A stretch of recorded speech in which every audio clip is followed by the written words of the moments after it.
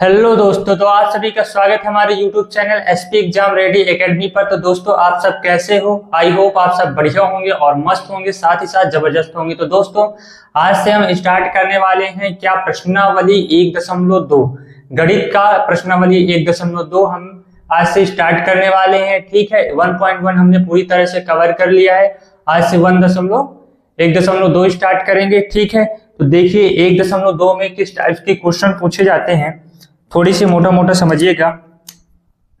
1.2 में आपके क्वेश्चन पूछे जाते हैं कि कोई अपरिमेय संख्या दिया रहेगा, इसको आपको सिद्ध करना पड़ेगा कि ये अपरिमेय संख्या है या फिर परिमेय संख्या है। ठीक है, 1.2 जो है दो तरफ से क्वेश्चन पूछे जाते हैं। इसके कितने टाइप है? टू टाइप से क्वेश्चन पूछे जाते हैं। तो देखिए टू टाइप्स के कैसे कैसे क्वेश्चन होते हैं। एक ऐसे पूछेगा डायरेक्ट √2, √7, √11, इसको सिद्ध कीजिए। ठीक है, दूसरी तरह क्वेश्चन कैसे पूछेगा कि 3 + √5, ठीक, 7 + √11, इस तरह के टाइप पूछेगा। ठीक है, एक टाइप में इस तरह का पूछेगा, एक टाइप सिंगल पूछेगा। ऐसे आपको सिद्ध करना पड़ेगा कि ये परिमेय संख्या है या फिर अपरिमेय संख्या है। ठीक है, इस तरह में कभी कभी आपके एग्जाम में दो तरह से नंबर देता है, मार्किंग करता है। कैसा? यही क्वेश्चन आपको 2 नंबर में दे देगा और यही क्वेश्चन कहिए आपको 4 नंबर या फिर 3 नंबर या फिर 5 नंबर पे दे देगा। ठीक है, इस तरह के क्वेश्चन को मैं करना आपको बताऊंगा, सिर्फ 2 तरह से बताऊंगा। ठीक है, यदि 2 नंबर का है तो आप ऐसे करिएगा, यदि 3 नंबर, 4 नंबर, 5 नंबर का है तो दूसरी तरह करिएगा। ठीक, तो चलिए आज से हम स्टार्ट कर रहे हैं क्या प्रश्नावली 1.2। ठीक है, 1.2 पढ़ने से पहले आप लोग पहले वीडियो जरूर देखिएगा, क्योंकि पहले वीडियो इसलिए इंपॉर्टेंट है कि इसमें हमें सहअभाज्य संख्या की जरूरत पड़ेगी, परिमेय संख्या की जरूरत पड़ेगी। परिमेय संख्या किसे कहते हैं, परिमेय संख्या कैसी होती है, अपरिमेय संख्या किसे कहते हैं, अपरिमेय संख्या कैसी होती है, सहअभाज्य संख्याएं कैसे होती हैं। ठीक है, तो आप लोग पहली वीडियो देखकर आइएगा इस वीडियो को देखने से पहले। ठीक है, तो देखिए परिमेय नंबर कितना का है? 1.2। परिमेय नंबर पहले 1.2 देख लेते हैं। ठीक, तो 1.2 परिमेय नंबर में तो क्या है, मान लीजिए p एक अभाज्य संख्या है। ठीक है, यदि p a को विभाजित करती है, यदि p a² को विभाजित करती है तो p a को भी विभाजित करेगी, जहां a एक धनात्मक संख्या है। ठीक है, तो देखिए ये आपके एनसीईआरटी बुक में ये प्रमेय लिखी हुई है, 1.2 करके लिखा हुआ है। तो यदि आपको राइटिंग समझ में ना आए तो आप अपने बुक से लिख लीजिएगा, सेम लिखा हुआ है। तो देखिए क्या कहता है कि यदि मान लीजिए p एक अभाज्य संख्या है, p मतलब कौन सी संख्या है? अभाज्य संख्या है।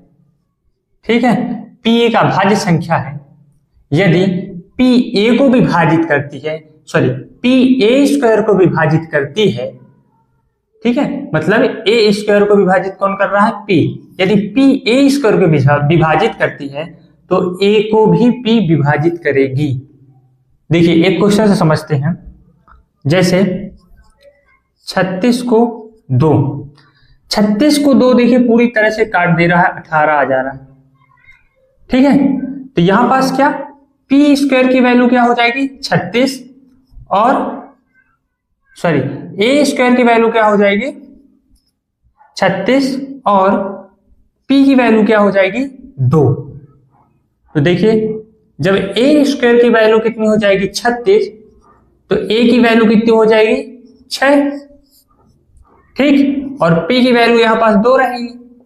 तो देखिए आगे यदि p a² को विभाजित करती है तो p मतलब ये p2 जो यहां पास है a को भी विभाजित करेगी, तो 6 को 2 विभाजित करेगा तो कितना आ जाएगा? 3। यहां पास देखिए पूरी तरह विभाजित कर दे रहा है, यही प्रमेय बोल रहा है। ठीक है, तो ये प्रमेय आप ध्यान रखिएगा थोड़ी सी। ठीक, आई होप ये प्रमेय आपको समझ में आ गया होगा। करना कुछ नहीं है, यदि a² को p विभाजित करेगी, ठीक है, तो a को भी p विभाजित करेगा। बस इतना। देखिए ए स्क्वायर को पी विभाजित कर रहा है यहाँ, तो ए को भी पी विभाजित करेगा। ठीक, चलिए देख लीजिए, थोड़ी सी स्क्रीनशॉट ले लीजिए इसका। इसके बाद हम उदाहरण सॉल्व करेंगे। ठीक,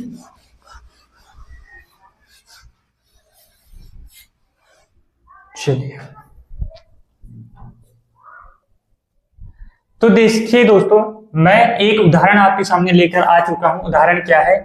√60 एक अपरिमेय संख्या है। आपको सिद्ध करना है कि √60 एक अपरिमेय संख्या है। तो दोस्तों इसमें देखिए, मोटा मोटा मैं आपको समझा रहा हूं करना क्या है। इस तरह के क्वेश्चन में हम लोग विरोधाभास लेके चलेंगे। क्या कि देखिए, हम तो जानते हैं कि √60 क्या है? एक अपरिमेय संख्या है, ठीक है।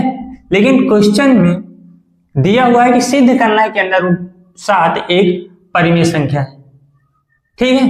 तो देखिए, यदि हम इसमें विरोधाभास लेके चलेंगे, मतलब इस संख्या को हम एज्यूम कर लेते हैं कि ये एक परिमेय है, ठीक है।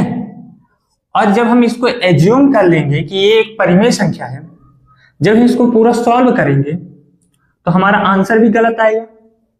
क्यों? क्योंकि ये एक अपरिमेय संख्या है। अपरिमेय संख्या को आप परिमेय लेके चलेंगे तो आंसर भी आपका गलत आएगा। मतलब आप गलत मानेंगे तो गलत आंसर आएगा। और जब आपका गलत मान के, देखिए इसमें क्या सिद्ध करना है? परिमेय सिद्ध करना है। हम निकालेंगे, सॉरी, इसमें क्या सिद्ध करना है? अपरिमेय। और हम क्या लेके चलेंगे? इसको परिमेय। और जब हमारा लास्ट में आंसर परिमेय नहीं आएगा, समझ रहे हैं? जब हमारा लास्ट में आंसर परिमेय नहीं आएगा, और जब वो संख्या परिमेय नहीं है तो वो संख्या क्या हो जाएगी? अपरिमेय हो जाएगी। हमने डेफिनेशन में लिखा था कि सभी परिमेय संख्याओं को छोड़कर जितनी संख्याएं बचती हैं तो अपरिमेय संख्या कहलाता है, ठीक है। चलिए देखिए क्वेश्चन कैसे सॉल्व करेंगे।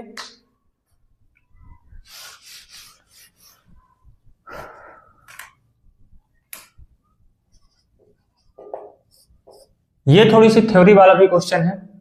देखिए पहले क्या लिखेंगे? माना यही √60, अभी हम बताए ना कि एज्यूम करेंगे कि √60 एक परिमेय संख्या, तो यही लिखना है।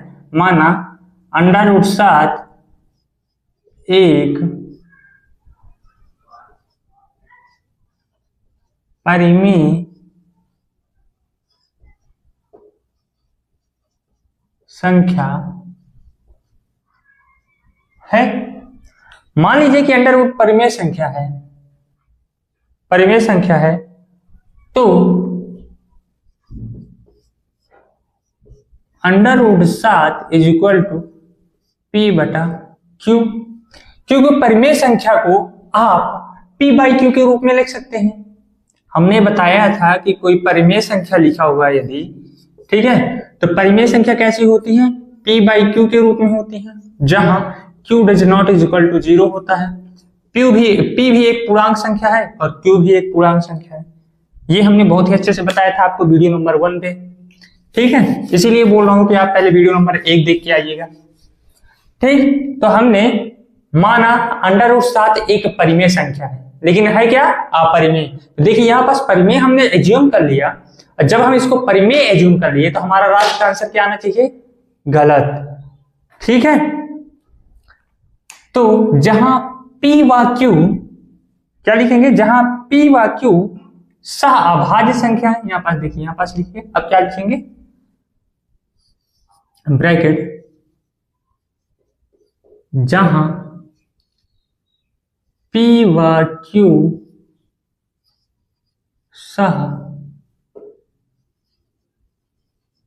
सहअभाज्य संख्या है, जहां संख्या है तथा Q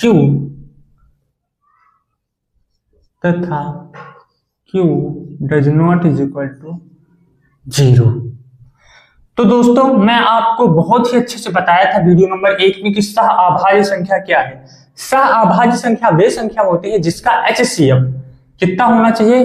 1, ठीक है। जिसका HCF मासा कितना होना चाहिए? 1। वो संख्या कौन सी होती है? सहअभाज्य संख्याएं होती हैं, ठीक।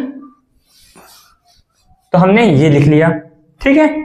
अब क्या करेंगे दोस्तों, ये जो √7 इक्वल टू P/Q है, तो इसको आप देखिए तिर्यक गुणा यदि करेंगे तो इसके नीचे 1 मान सकते हैं।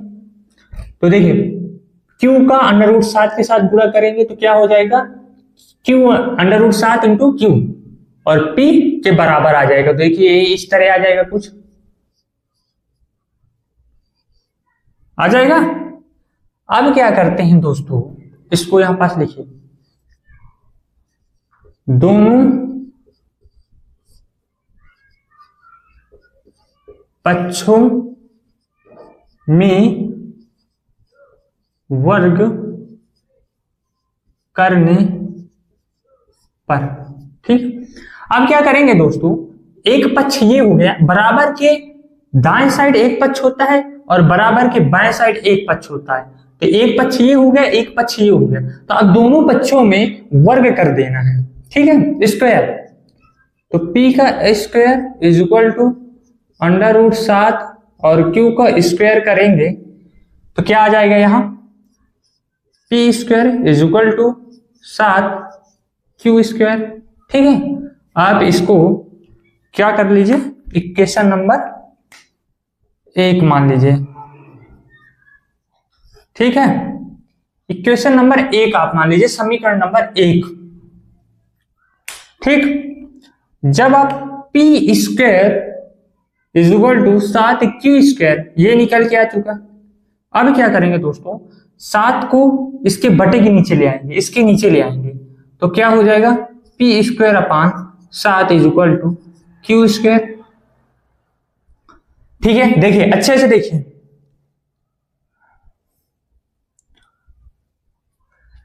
तो देखिए मैं अभी आपको प्रमेय में बताया हूं कि P स्क्वायर अपान 7, मतलब मैं आपको बताया हूं कि A स्क्वायर और P, यदि A स्क्वायर को P विभाजित करेगा तो A को भी P विभाजित करेगा। तो यहां से आपको क्या समझ में आया कि यदि P स्क्वायर को 7 विभाजित करेगा तो P को भी 7 विभाजित करेगा। दोस्तों समझ में आ रहा है? प्रमेय से देखिए आप पहले,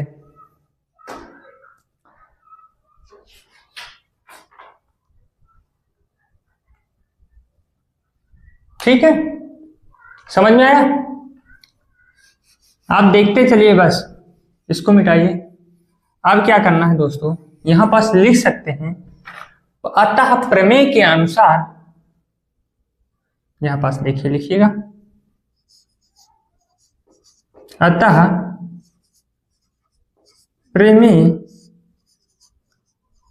अनुसार यदि P स्क्वायर को 7 विभाजित करता है तो P को भी 7 विभाजित करेगा, ठीक है। यही तो प्रमेय में बताया था आपको कि यदि P स्क्वायर को 7 विभाजित करता है तो P को भी 7 विभाजित करेगा। तो दोस्तों समझिएगा, थोड़ी सी हमारा बोर्ड छोटा पड़ गया, ऊपर का हम इसको देखिए, लिख लीजिए आप जल्दी से, फिर जो हम आपको बताएंगे तो आप इसके नीचे लिखते चलिएगा। तो देखिए इस इक्वेशन तक रहने दीजिए, ठीक है।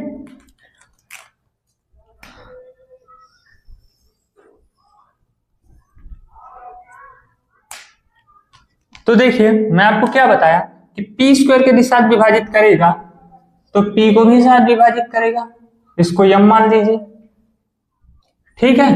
तो यहां पास देखिए P upon 7 is equal to m, तो P की वैल्यू क्या आ गया, 7m। इस वैल्यू को आप रख लीजिए अपने पास। इक्वेशन नंबर 2 ले लीजिए, ठीक है। देखिए मैं आपको साइड में लिख के दे रहा हूं सब। पहले हमें इक्वेशन नंबर 1 पे क्या मिला, पी स्क्वायर अब is equal to 7 Q square. दूसरा क्या मिल गया, P is equal to 7 M. ठीक है, ये पहला इक्वेशन लिखा हुआ है, ये दूसरा इक्वेशन लिखा हुआ है। अब क्या करना है दोस्तों, समीकरण 2 का मान समीकरण 1 में रखेंगे, ये वाली तो रख दीजिए। तो क्या आ जाएगा इसका समीकरण, यहां पास लिख दीजिए, समीकरण 2 का मान समीकरण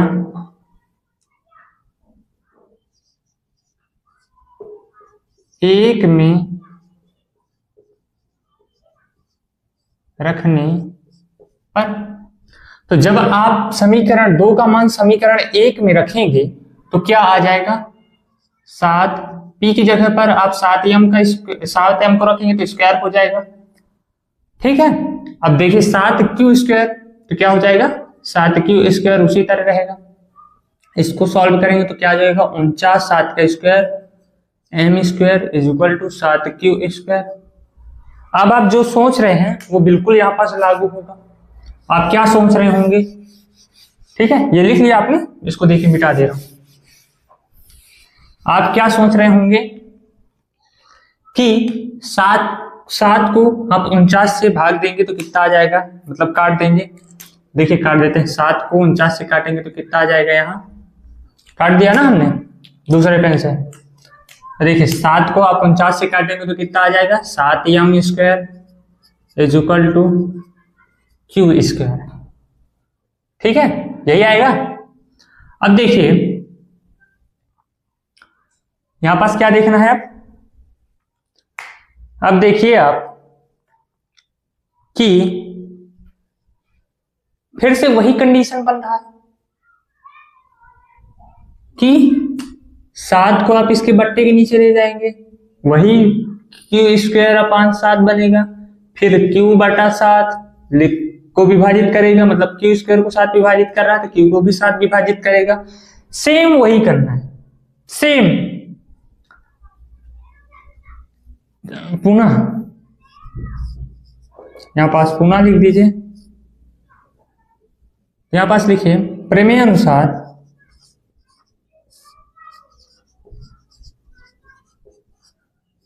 अनुसार यदि क्यू स्क्वायर को 7 विभाजित करता है तो Q को भी 7 विभाजित करेगा।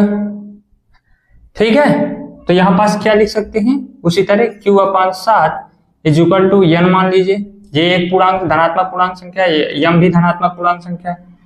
तो अब आप इसको आगे सॉल्व करेंगे।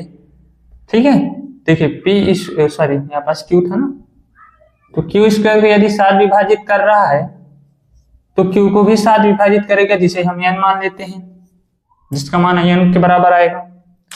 ठीक है, तो अब देखिए इसमें क्या करना है, तो Q is equal to 7n ले लेना। ठीक,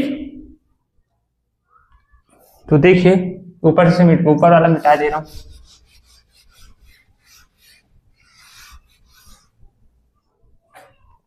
क्या हो जाएगा यहाँ, Q is equal to 7n। ठीक है, तो यहां पास आप साइड में लिखिए, हमारे क्या क्या आ गया, Q is equal to 7n आ गया। ठीक है, ये P ये Q। तो दोस्तों आप थोड़ी सी देखिए, क्या देखेंगे कि P का मान 7m के बराबर आया, Q का मान 7n के बराबर आया। P व Q क्या थे, सहाभाज्य संख्याएं थी। सहाभाज्य संख्याओं का मतलब कि HCF इसका 1 आना चाहिए। तो आप देखिए दोस्तों, ये मैं आपको समझा रहा हूं, 7m, ठीक है, Q 7n। तो मैं आपको HCF के लिए क्या बताया था कि जो अभाज्य संख्या दोनों पर हो, तो दोनों पर क्या हो गया ग्रुप, 7 हो गया। और उनकी न्यूनतम घात होना चाहिए। तो न्यूनतम घात क्या होगी, 7 की 1 इक्वल टू इसका HCF क्या आ गया 7। और हमने एज्यूम किया था कि सह अभाज्य संख्याओं का HCF 1 होता है। गुरु देखो, हमने एज्यूम किया था कि ये P और Q सह अभाज्य संख्या है और सह अभाज्य संख्याओं का HCF 1 होता है। और यहां पास P और Q का HCF 7 आ रहा, तो गलत तो है।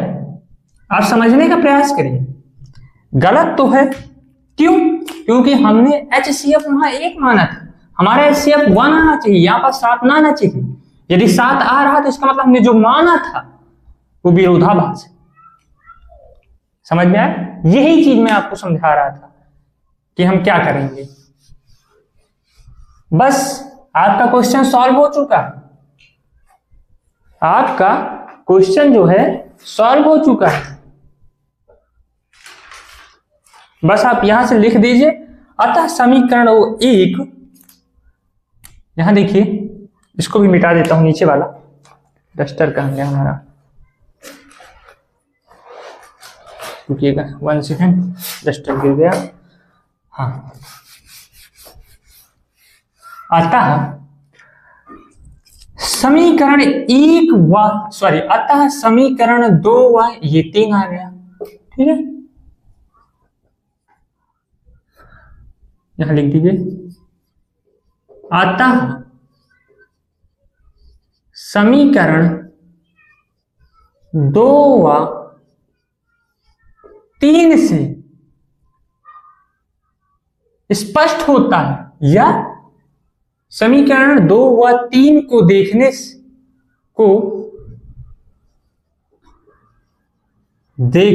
पर यह पता चलता है या फिर यह निष्कर्ष निकलता है, यह निष्कर्ष निकलता है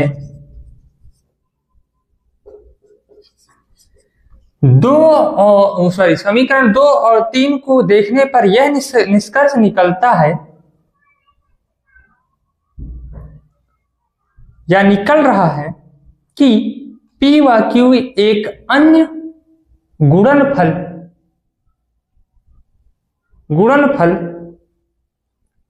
अतः समीकरण 2 व 3 को देखने पर यह निष्कर्ष निकल रहा है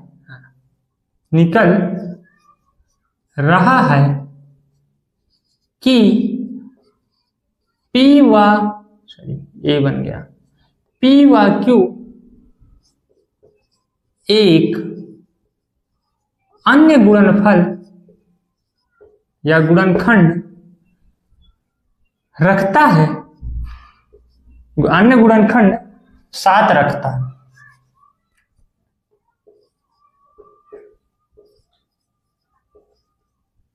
अन्य गुणनखंड 7 रखता है, ठीक है, यही रख रहा है ना, अन्य गुणनखंड,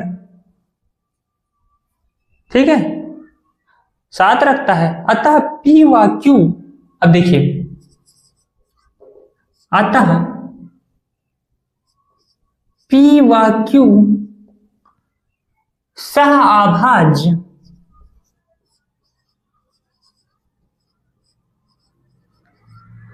P व Q सह अभाज्य संख्या नहीं है।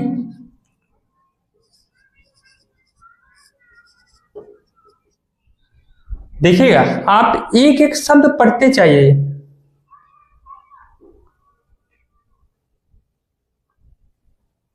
नहीं है, जो कि एक विरोधाभास है, यह गलत कल्पना से निकल रहा है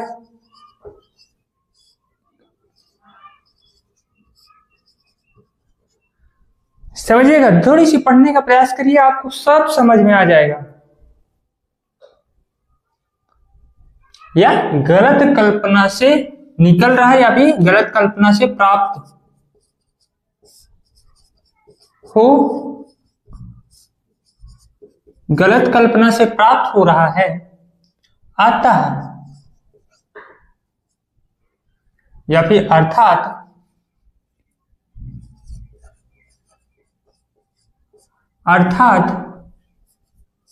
अंडर रूट 2 नहीं, अंडर रूट 7, अंडर रूट 7 एक परिमेय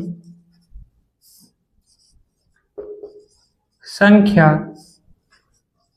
नहीं है, बल्कि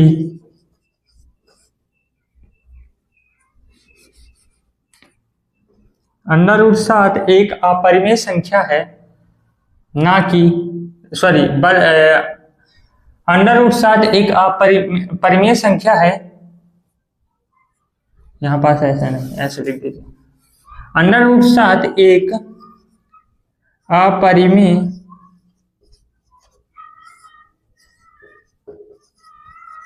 संख्या है, ना कि परिमेय।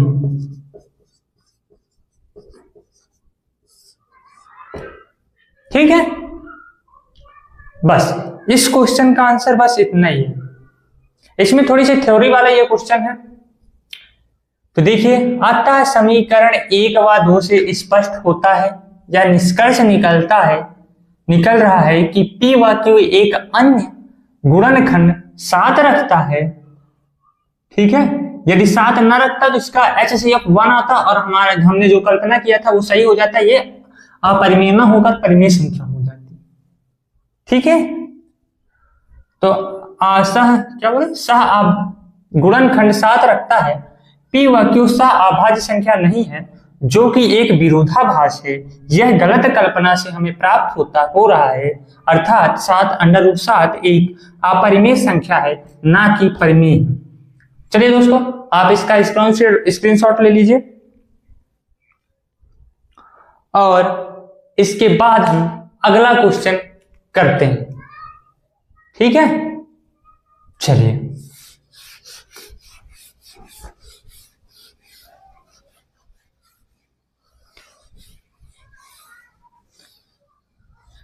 इसके बाद एक उदाहरण और अपने से, फिर बुक का। अंडर रूट 11 मान लीजिए। ठीक है, सेम उसी तरह करना है आपको हल। इस तरह के जितने भी क्वेश्चन हो आपके बुक में, आप सॉल्व करिएगा, आपके क्वेश्चन सॉल्व हो जाएंगे। तो देखिए हल, पहले क्या करेंगे, माना अंडर रूट 11, इसी तरह उल्टा मान लीजिएगा आप, अंडर रूट 11 एक अपरिमेय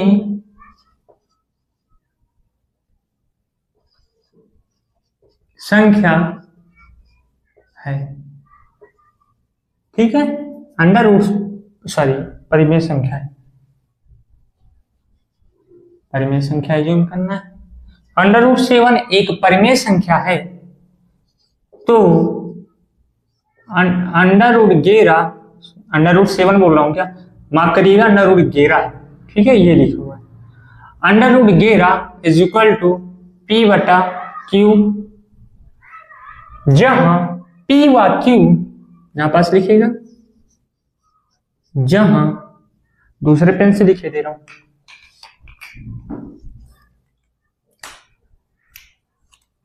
जहां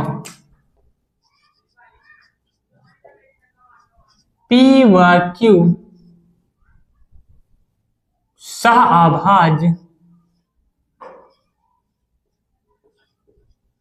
P व Q सहअभाज्य संख्या है तथा Q does not is equal to 0। ये चीज लिखना है आपको। अब क्या करना है, उसी तरह इस संख्या को उठाना है और इसका वर्ग कर देना है। अब तो √11 इज इक्वल टू P/Q। यहां पास लिखिए दोनों पक्षों को,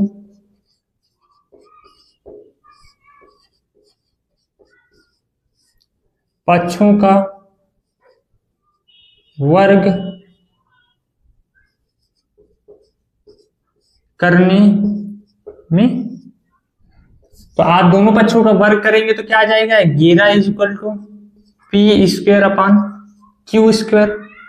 तो P² की वैल्यू क्या निकलेगी, 11Q² इंटू में। ठीक है, अब आप इसको समीकरण नंबर क्या मान लेंगे, 1।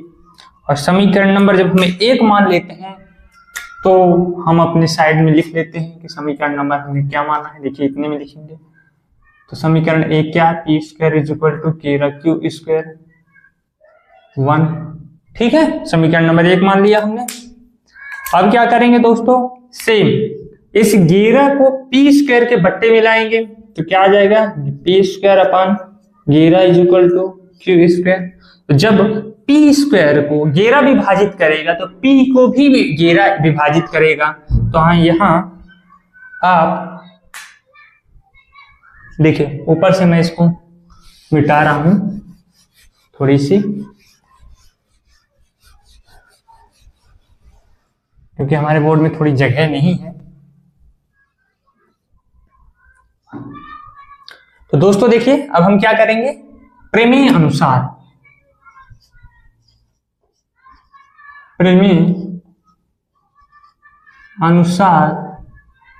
यदि P² को 11 विभाजित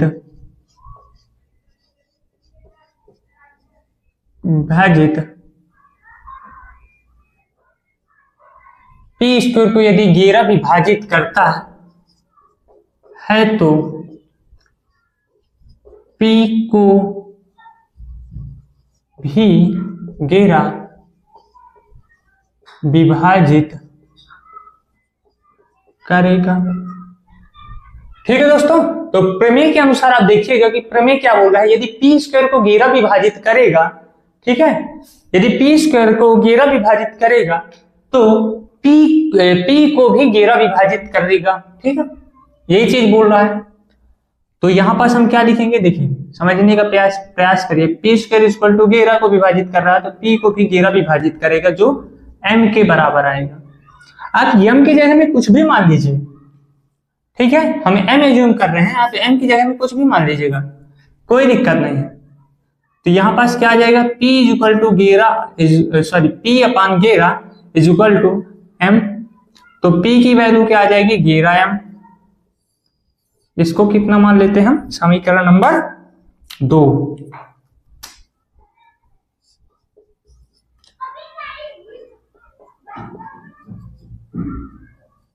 ठीक है, चलिए समीकरण 2 तक निकाल लिए। अब दोस्तों क्या करेंगे,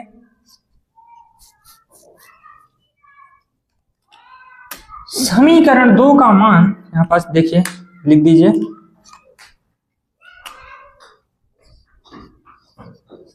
समीकरण 2 का मान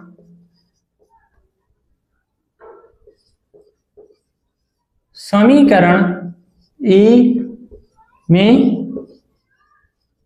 रखने पर, तो समीकरण 1 क्या है, P² is equal to 11Q²। तो P का मान रख दीजिए यहां पास, तो क्या आ जाएगा, 11M का whole square is equal to 11Q²। बस वही करना है, 11 को आप स्क्वायर लिखेंगे तो कितना आ जाएगा, 121 M² is equal to 11Q²। अब आप क्या करेंगे, 11 को भाग दे देंगे 121 में तो कितना आ जाएगा, 11 आ जाएगा। तो 11M² is equal to Q²। अब वही प्रोसेस हो जाएगी, क्या M square is equal to Q square upon 11, तो वही होगा। यदि क्यू स्क्वायर को 11 विभाजित करेगा तो क्यू को भी 11 विभाजित करेगा, जो एन के बराबर होगा। वही चीज लिखना है। अतः प्रमेय अनुसार, ठीक, देखिए ऊपर मैं लिखे दे रहा हूं।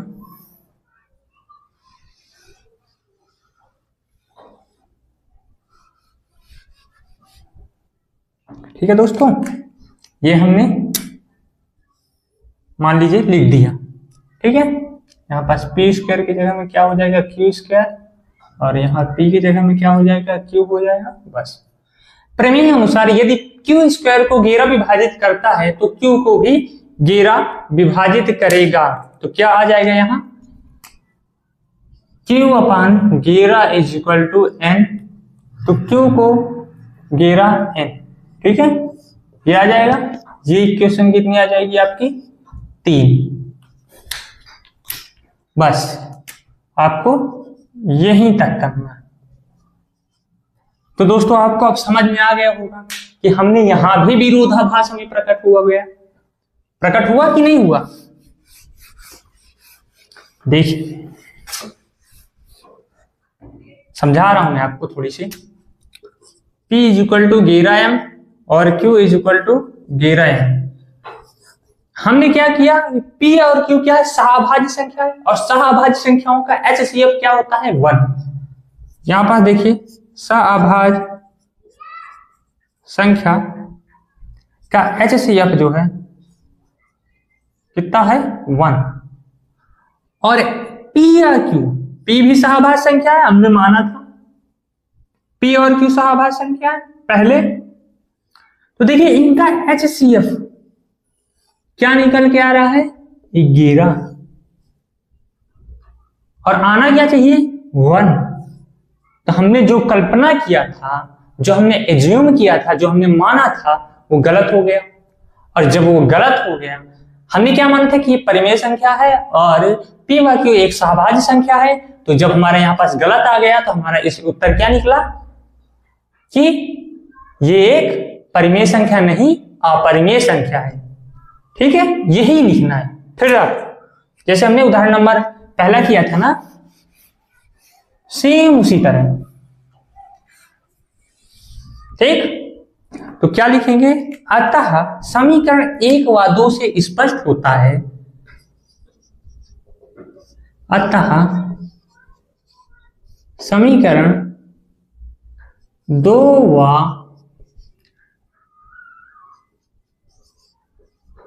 3 से स्पष्ट होता है कि P व Q एक अन्य P व Q एक अन्य गुणनखंड, P व Q एक अन्य गुणनखंड 11 रखता है। ठीक है, यही है ना, यही हमने लिखा था ना, P व Q एक अन्य गुणनखंड 11 रखता है, अर्थात P व Q एक सअभाज्य संख्या नहीं है, अर्थात P व Q सअभाज्य संख्या, P और Q एक सअभाज्य संख्या नहीं है। ठीक, P व Q एक सअभाज्य संख्या नहीं है, जो कि एक विरोधाभास है, जो कि एक विरोधाभास है। यह गलत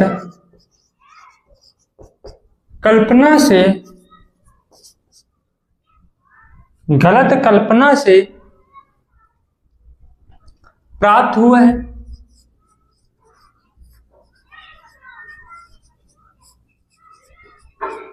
हुआ है, अर्थात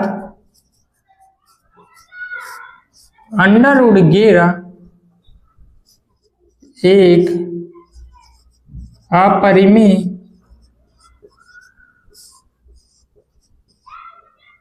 संख्या है, ना कि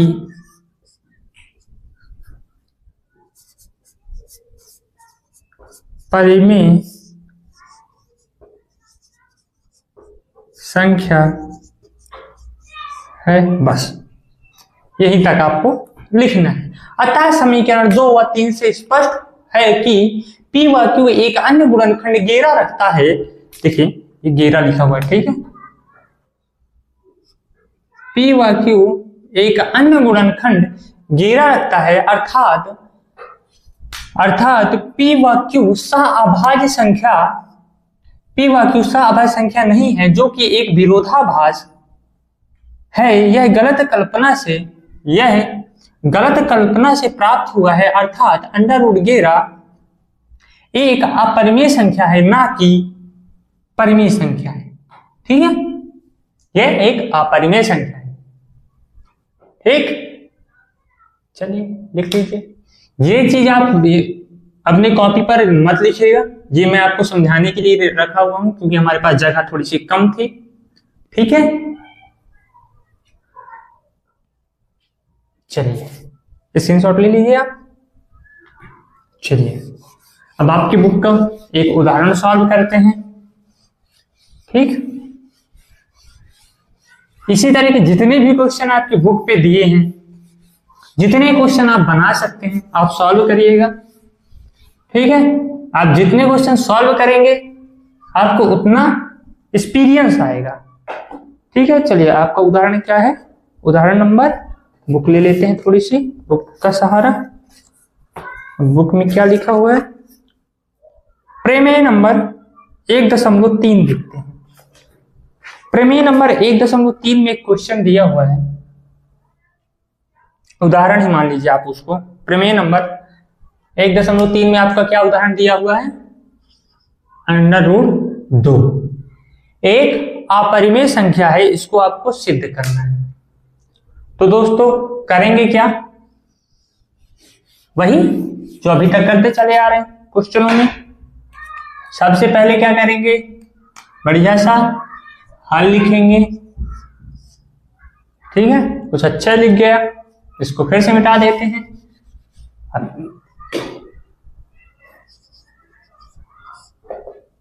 ठीक है, माना अंडर रूट 2 एक परिमेय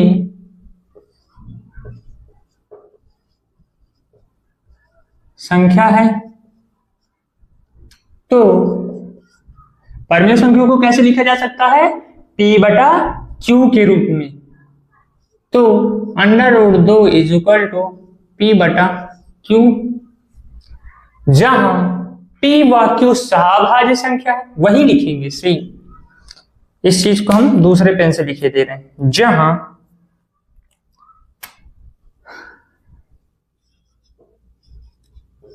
जैसे मैं लिखा रहा हूं आपको, आप इसी तरह अपनी कॉपी पर लिखिएगा और इसी तरह अब बोर्ड एग्जाम का लिखिएगा। आपका सिंगल मार्क्स नहीं कटेगा, पूरे के पूरे मार्क्स मिलेंगे। जहां P व Q सह अभाज्य, जहां P व Q सह अभाज्य संख्या है तथा Q does not is equal to 0। ठीक है, अब क्या करेंगे, इसको उठाएंगे, यहां रखेंगे, इसका वर्ग करेंगे, वर्ग करने के बाद वही प्रोसेस है, वही प्रोसेस जो अभी तक हम करते चले आ रहे हैं। तो ब्लू पेन हम फिर से ले लेते हैं, यही लिख लेते हैं पहले, under root 2 is equal to P/Q, इसका वर्ग करते हैं। तो दोनों पक्षों में, दोनों पक्षों में वर्ग करने में, तो इसका आप वर्क करेंगे तो क्या आ जाएगा, P equal to P square upon Q square. तो ये क्या हो जाएगा, क्यू स्क्वायर इक्वल टू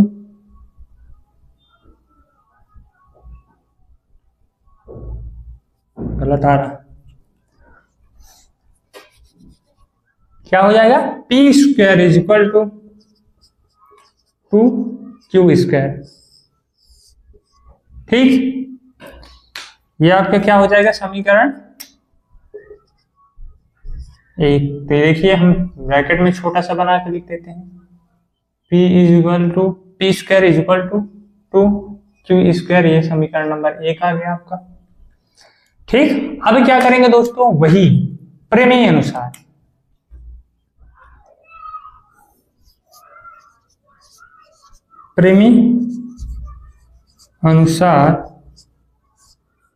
माफ करिएगा, पहले एक स्टेप और आगे बढ़ा लेते हैं फिर लिखते हैं। क्या हो जाएगा ये, P square is equal to 2 into is equal to Q square. ठीक है, अब यहां लिखिए अतः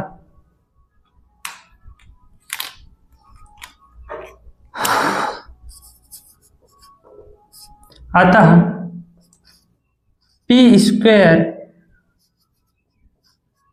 अतः प्रमेय अनुसार, अतः प्रमेय अनुसार पी स्क्वायर को 2 विभाजित करता है तो P को भी 2 विभाजित करेगा। ठीक, यदि P स्क्वायर को 2 विभाजित करता है तो P को भी 2 विभाजित करेगा। सेम वही, चलिए ऊपर का हम मिटा देते हैं।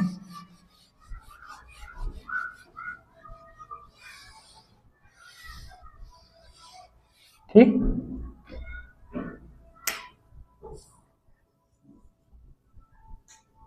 अब क्या करेंगे दोस्तों, हमने क्या बताया, P स्क्वायर को यदि 2 विभाजित करेगा तो P को भी 2 विभाजित करेगा, जो m के बराबर आएगा। ठीक, ये चीज आपको लिख देना है। अब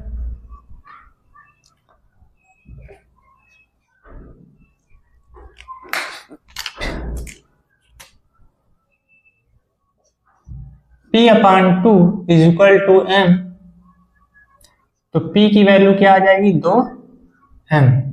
समीकरण नंबर 2, यहां पास क्या लिखेंगे, P is equal to 2m। ठीक, अब क्या करेंगे दोस्तों, समीकरण 2 का मान समीकरण 1 में रखेंगे तो यहां हमको क्या मिलेगा, Q की वैल्यू मिलेगी। तो समीकरण 2 का मान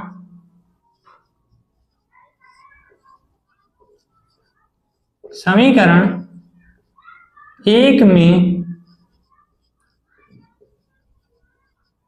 रखने पर। ठीक दोस्तों, चलो अब आप समझ रहे होंगे, सेम वही प्रोसेस है जैसे हम पिछले क्वेश्चन में भी किए, देन उसके पिछले भी क्वेश्चन में वही किए, वही करना है आपको। तो P इक्वल टू 2m का मान रखेंगे किसमें, समीकरण 1 में, तो कितना आ जाएगा, 2m का square is equal to 2q square. तो अब आप इसको सॉल्व करेंगे तो कितना हो जाएगा, 4m square is equal to 2q square. अब आप इसको सॉल्व करेंगे, काट दीजिए, तो कितना आ जाएगा, 2m square is equal to q square.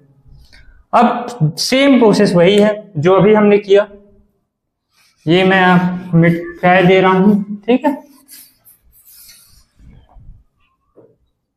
हमने क्या किया, देखिए अब क्या करेंगे, इसका m square is equal to Q square upon 2। तो अब वही मिल गया हमें फिर से, प्रमेय अनुसार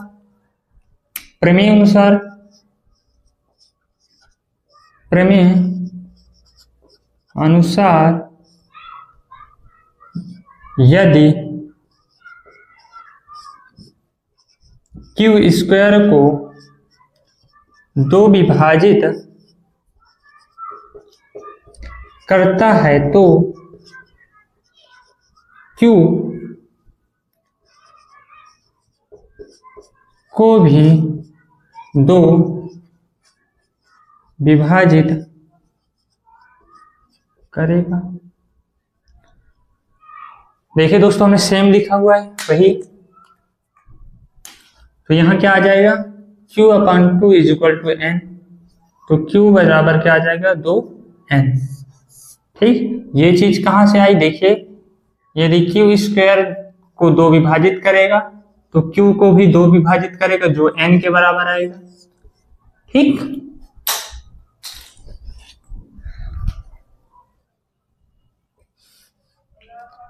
ठीक दोस्तों, हमारा समीकरण नंबर 3 निकल के आ चुका, q की वैल्यू 2n इज समीकरण नंबर 3। अब क्या करेंगे दोस्तों, हमने p व q क्या माना था, सहभाज्य संख्या, और सहअभाज्य संख्याओं का HCF क्या होता है, अभी हमने बताया था इसके पहले वाले क्वेश्चन पर 1 होता है, और यहां देखिए कितना आएगा, HCF 2 आएगा, तो ये भी क्या हो जाएगा, गलत हो जाएगा। ठीक है, चलिए लिखते हैं वही चीज। अतः समीकरण 1 व 2 से स्पष्ट होता है कि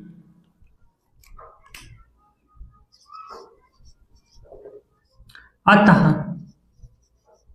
समीकरण 2 व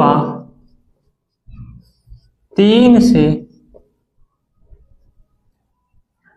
अतः समीकरण 2 व 3 से या 2 या 3 को देखने पर या 2 या 3 से स्पष्ट होता है, अतः समीकरण 2 व 3 से स्पष्ट होता है कि P व Q एक अन्य गुणनखंड 2 रखता है, 2 अन्य गुणनखंड 2 रखता है, अतः P व Q अतः अर्थात P व Q एक सहअभाज्य संख्या नहीं, सहअभाज्य संख्या नहीं है, जो कि एक विरोधाभास है।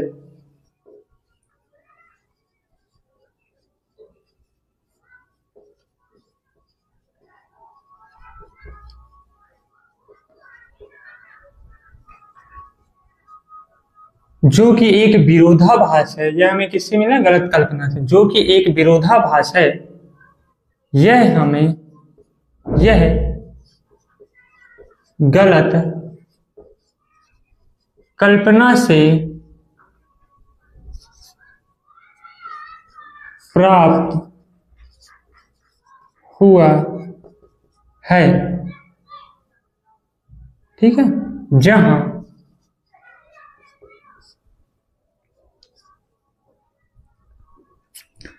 √2 एक अपरिमेय संख्या है, ना कि परिमेय।